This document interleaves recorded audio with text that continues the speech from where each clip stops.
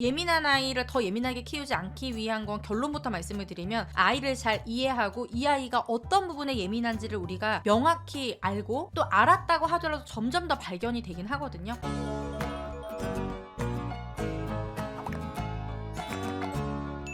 그 예민함이라는 건 굉장히 다양하게 정의를 할 수가 있는 거거든요. 표현이 일단 울고 떼쓰기가 심한 아이들을 예민하다고 하기도 하죠. 근데 실제로 만나보면은 얘 자체는 되게 밥도 잘 먹고 잠도 잘 자고 낯가림도 없어요. 근데 떼쓰기가 심해.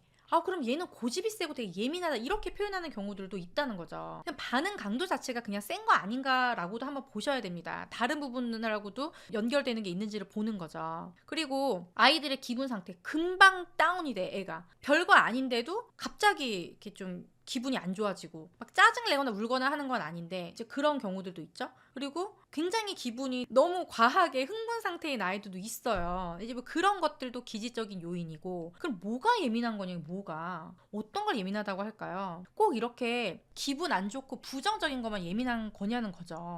까다로운 기질의 아이들은 울음이 많고 작은 것에도 민감하게 반응하는데 그 표현이 부정적이고 예 맞아요. 근데 우리가 보통 말하는 그 예민함이라는 게 그런 것만 해당되냐는 거죠. 그거를 얘기해보고 싶은 거예요. 어떤 아이는 어떤 자극에 굉장히 과하게 반응하기 때문에 항상 기분이 하이텐션인 아이들이 또 있거든요. 반응력치가 예민한 애들이 엄청나게 많습니다. 사실은 제가 이거 반응력치 하나만 가지고도 얘기할 게 너무 많고 이걸 저는 가장 중요하게 보긴 하거든요. 이게 이제 감각의 예민함인데 우리 모든 사람들이 이제 언어로서 우리가 소통을 하는데 비언어적인 메시지가 더 많이 소통에서 차지한다고 하잖아요. 그러니까 오감을 통해서 들어오는 정보들이 굉장히 많고 아이들은 우리가 삐아제라는 학자가 0에서 2세 아이들을 감각 운동이라고 했어요. 손가락 빨고 뭐 이런 오감을 통해서 아이들이 세상을 알아가잖아요. 이게 갑자기 뭐 삐아제가 얘기한 기준으로 봤을 때는 뭐 0에서 2세 그럼 2세가 넘어가면은 아니에요? 아니잖아요. 감각을 통해서 계속 새로운 세상을 탐색하고 정보를 습득하는 건 성인들도 마찬가지고 특히 아이들일수록 더 이 감각을 통해서 들어오는 정보가 굉장히 세상을 살아나가는 데 있어서 언어를 특히 또 배우기 이전에 글을 배우기 이전에 굉장히 중요한 요소가 되죠. 부모님의 표정이라든지 목소리라든지 이런 것들이 민감한 아이들이 더 정보가 당연히 많을 거 아니에요. 그러니까 습득하는 것도 빠를 수 있는데 그만큼 판단하는 것도 오류가 많아서 실수도 많다. 겁도 많다. 이렇게 이제 보는 거죠. 그래서 저는 여러 가지 요소들을 많은 아이들을 이제 만나면서 봤을 때 이 반응력치가 낮을수록 예민한 거예요. 조금만 자극이 주어져도 크게 느끼는 이런 아이들의 경우에 여러 복합적인 문제들을 가지고 있는 거죠. 그래서 활동 수준이 높은 아이가 반응력치가 낮으면 막 뛰어다니다가 갑자기 깜짝 놀라는 상황에서 부정적인 반응이 나오거나 겁을 먹거나 이런 상황이 생길 수 있고요. 규칙적으로 생활하지 못하는 아이들도 이거랑 다 연결이 많이 되고 있죠. 잠을 자고 싶어도 내가 이런 작은 자국에도 민감하니까 작은 소리에도 깨고 작은 온도의 변화에도 잠들지 못하고 더우니까는 안전벨트도 못하고 막 이런 상황들이 또 생기는 거죠. 그리고 변기에 앉고 싶어도 그때 그 응가했을 때 아팠던 그런 느낌들이 너무 얘네들은 크게 느껴지니까 그런 거를 다시 시도하고 싶지가 않고 이제 이런 상황들이 또 생기는 거죠. 반응력치는 사실은 그렇게 낮지 않은데 그게 또 센 애들은 부모님이 굉장히 얘는 옷 입는 걸 불편해하는 아이구나 이렇게 생각할 수도 있어요. 표현 자체가 강한 아이들. 뭐 기분 상태도 아까 말씀드렸고 주의 전환성 같은 경우는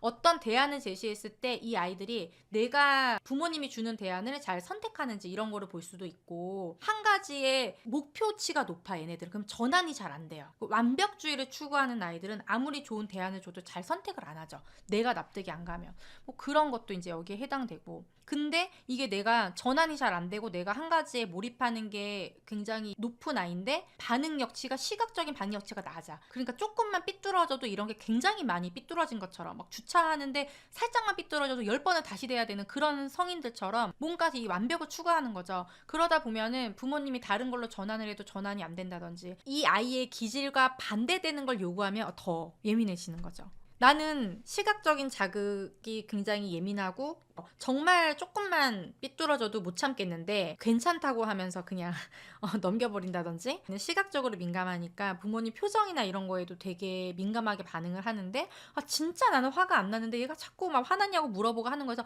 엄마는 아니다라는 거를 명확하게 아이의 눈높이에서 설명하지 못하고 좀 그렇게 넘어가는 이런 상황들 뭐 하나하나 때문에 이 아이의 인생을 막 좌지우지하는 건 아니지만 이제 예를 들어서 이런 것들이 계속 반복될 거라는 거죠. 이 아이가 나를 괴롭히려고 하는 게 아니고 아니고 얘가 고집이 세고 너무 막 얘가 강박이어서가 아니라 문제적으로 바라보자면 끝도 없는데 그게 처음부터 그런 막 강박증으로 태어나는 아이는 없잖아요. 그러니까 그런 기질적인 특성을 가지고 있는 거죠. 그럼 이게 문제로 발현되기 전에 이것이 긍정적으로 발현될 수 있도록 하려면 멈춰야 하는 것이 야, 괜찮은데 왜 그래? 아닌데. 그냥 해. 이제 이런 것들 우리가 멈춰줘야 된다는 거죠. 그런 것들이 아이를 더 예민하게 만드는 겁니다. 예외 없이 원칙대로 완벽을 추구하는 상황이다. 모양이 삐뚤어지면 짜증내. 시각적인 거죠. 그리고 내 규칙에 있어요. 너무 그게 강하기 때문에 장난감을 옮기면 그런 거에 있어서 굉장히 불편한 거죠. 짜증내고 우는 아이들인 거예요. 근데 똑같은 상황에서도 속상해하는 아이들이 내 장난감이 없어졌어. 뭐 이렇게 속상해하는데 이것도 불편한 거죠. 불편함을 어쨌든 그거를 싫어하는 거. 이런 거는 다 이제 불편함에 들어가는 겁니다. 아까 그 친구가 도와주면 싫어하는 것도 여기에 좀 해당되는 거예요. 완벽 추구. 감각을 자극하는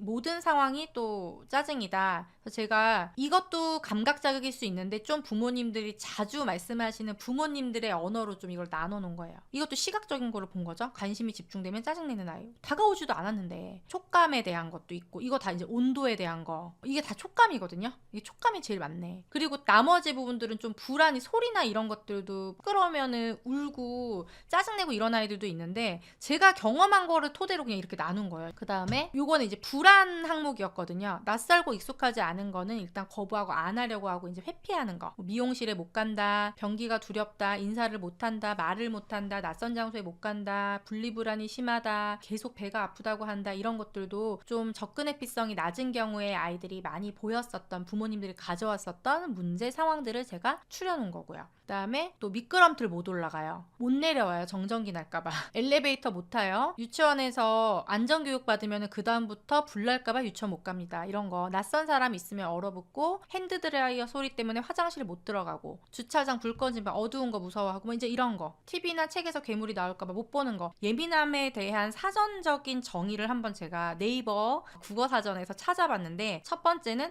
무엇인가를 느끼는 능력이나 분석하고 판단하는 능력이 빠르고 뛰어나다. 그리고 분석하고 판단하는 것도 빠르대요. 뛰어나대요. 냄새도 잘 맡고 그런 것들을 분석하고 판단하는 게 빠른데 자, 그런 능력을 몇 살의 아이가 가지고 있느냐. 지금 20개월의 아이가 가지고 있고 5살의 아이가 가지고 있고 8살의 아이가 가지고 있는 거예요. 그러면 내가 느끼는 이 지금 느낌을 아이가 분석하고 판단할 때 그 분석과 판단이 오류가 없을까요? 내가 가지고 있는 정보를 가지고 빠르게 동물적인 감각에 의해서 분석하고 판단하는 건데 그런 부분들이 아이가 오해 없이 잘 판단할 수 있겠냐는 거죠. 타고난 잘 느끼는 능력은 가지고 있는데 이런 것을 분석하고 판단하는 데 있어서는 굉장히 많은 오류를 아이들이 범하게 되는 거죠. 어리고 아직은 경험이 부족하기 때문에 위험하다 또는 이렇게 좀 불편하다 때로는 너무 좋아 그런 어떤 특정 자극이 너무 좋아서 그런 게 잘 느껴지니까 그런 것들을 추구할 수도 있겠죠.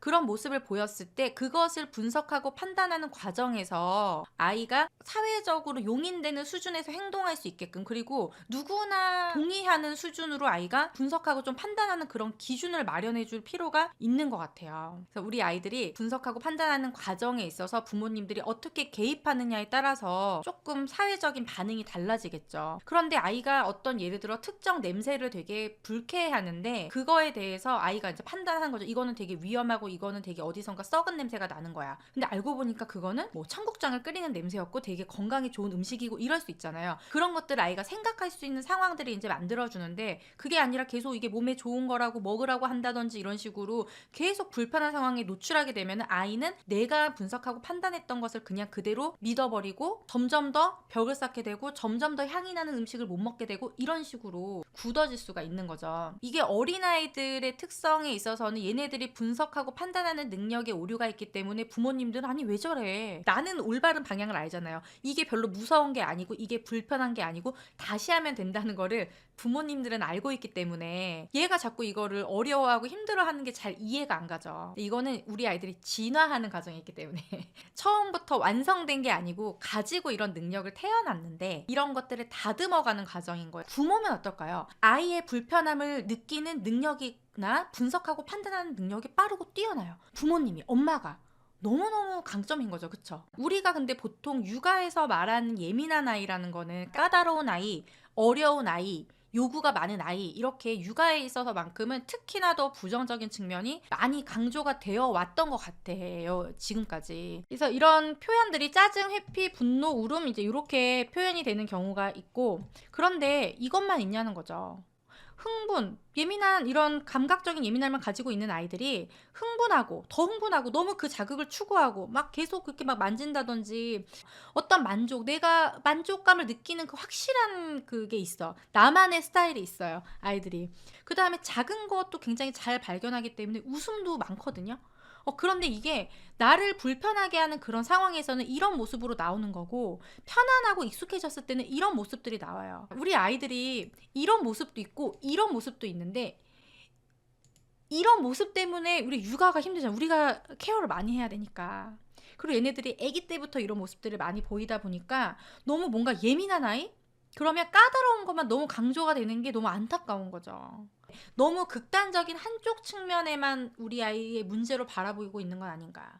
과흥분하고 항상 웃는 아이도 슬플 수 있거든요. 거절당해서 슬플 수도 있고, 그런 게 더 크게 친구의 거절이나 이런 표정들이 웃으면서 지나가지만 다른 아이들보다 더 강하게 막 너 싫어 막 이렇게 한 것처럼 느낄 수도 있는 거거든요. 그러니까 우리 아이를 다각도로 이 모든 부분들을 우리 아이들이 다 가지고 있다. 문제를 한번 내볼까요, 제가? 가장 많은 변화를 보여준 아이는 둘 중에 뭘 것 같아요? 덜 예민한 아이, 더 예민한 아이. 너무 쉬운가? 상식적으로 생각을 했을 때는 덜 예민한 아이가 뭔가 되게 쉽지 않을까라고 생각을 하시잖아요. 근데 그렇지 않다라는 거죠. 만나보니까 그렇지 않더라고요. 그거는 중요하지 않아요. 우리 아이가 어느 정도로 지금 심각한 상황이냐, 어느 정도로 뭐 경미하고 그냥, 이거는 몰라요.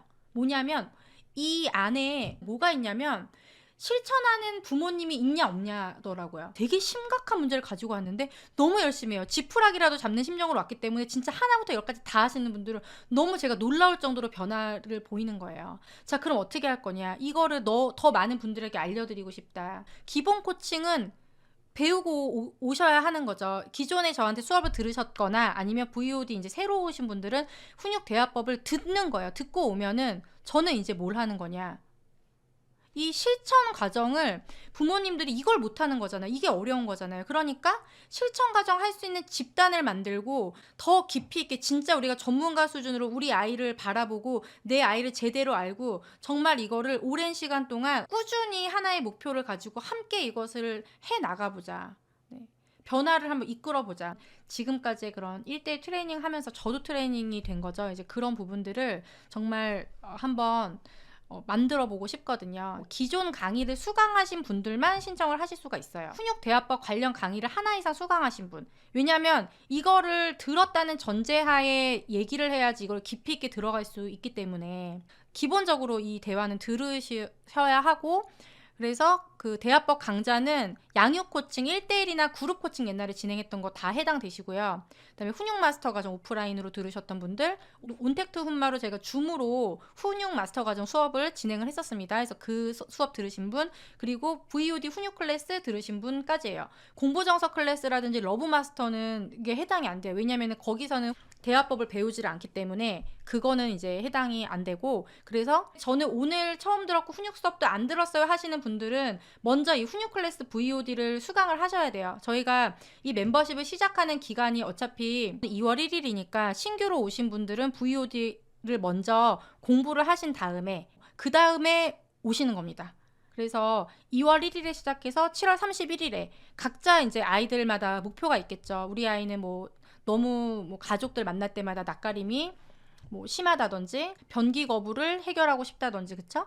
불편해하는 거, 너무 짜증내고 하는 거 훈육으로 좀 아이를 좀 가르치고 싶다든지 여러 가지 이제 목표들이 있으실 텐데 12개 이제 미션을 드리고 그런 것들을 실행을 하면서 같이 꾸준히 유지할 수 있는 게 중요한 거니까, 이게 예민한 아이 키우는 거 방법이 있다고 절망하지 말자고요. 우리 애만 왜 이러지? 내가 왜 이렇게 어려운 아이가 나한테 온 거지? 그러면서 이제 힘들어하고 언제 이 아이가 바뀔까, 이런 그런 바뀌지 않는 기대를 하게 되는데, 바뀌지 않아도 우리 아이들 잘 키울 수 있는 방법이 있다는 거를 제가 우리 부모님들과 함께 보여주고 싶습니다.